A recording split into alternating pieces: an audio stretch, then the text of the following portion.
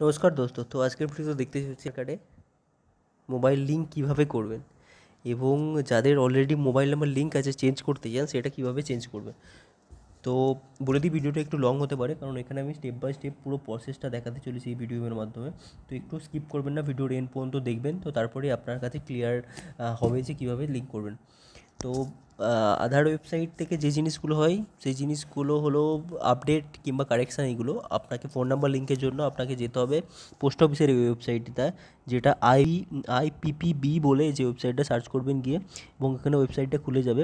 ওখানে গিয়ে হোমেতে গিয়ে দেখবেন বাঁ দিকে লেফট সাইডে যে 3 প্যারালাল লাইন আছে ওইখানে গিয়ে ক্লিক করবেন এবং দেখবেন যে ব্যাঙ্কিং সার্ভিস রিকোয়েস্ট বলে যেটা আছে, এবং সার্ভিস রিকোয়েস্টে গিয়ে যেটা নন আইপিপিবি কাস্টমার বলে সিলেক্ট করবেন এবং ডোর স্টেপ ব্যাঙ্কিং বলে সিলেক্ট করবেন। এখানে দেখতে পাবেন যে আপনার কোন কোন সার্ভিসগুলো আপনি এখানে পেতে পারেন।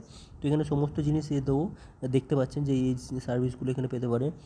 তো আমরা যেটা করব সেটা হলো মোবাইল নাম্বার আপডেট। তো আমরা মোবাইল নাম্বার, আধার মোবাইল নাম্বার আপডেটে জাস্ট ক্লিক করব এবং আমার যে এখানে কাস্টমার আছে আমি তার ডিটেলসটা এখানে দিয়ে দেবো। আপনিও যে একদম কারেক্ট এই জিনিসগুলোই কনফার্ম যেটা হবে তো সেটাই দেবেন, একটু যেন ভুল না হয়।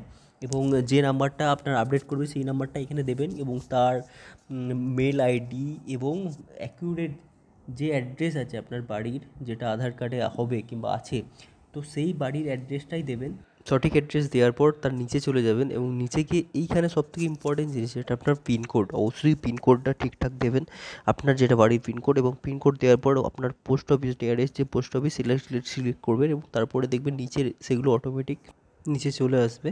এবং এরপরে আপনি স্পেসিফিক কোনো ল্যান্ডমার্ক আপনার মেনশন করতে পারেন যেখানে আপনার বাড়ির অ্যাড্রেস করতে সুবিধা হবে।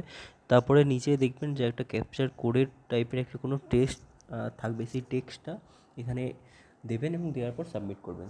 তো সাবমিট করার 3 দিনের মধ্যে আপনার অফিস 3 দিনের মধ্যে আপনার বাড়ির অ্যাড্রেসে পোস্ট অফিস থেকে কোনো ডাকসেবক আসবেন এবং সেটা লিঙ্কটা করে দিয়ে যাবেন মাত্র 50 টাকার বিনিময়ে।